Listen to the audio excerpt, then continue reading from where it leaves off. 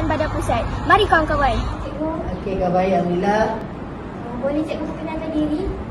Nama saya Fatahiyah binti Masrur dari SK Bandar Pusat. Saya mengajar di sekolah ni, sekolah SK Bandar Pusat selama 4 tahun. Saya mengajar subjek bahasa Inggeris. Pengalaman manis cikgu di sekolah ni?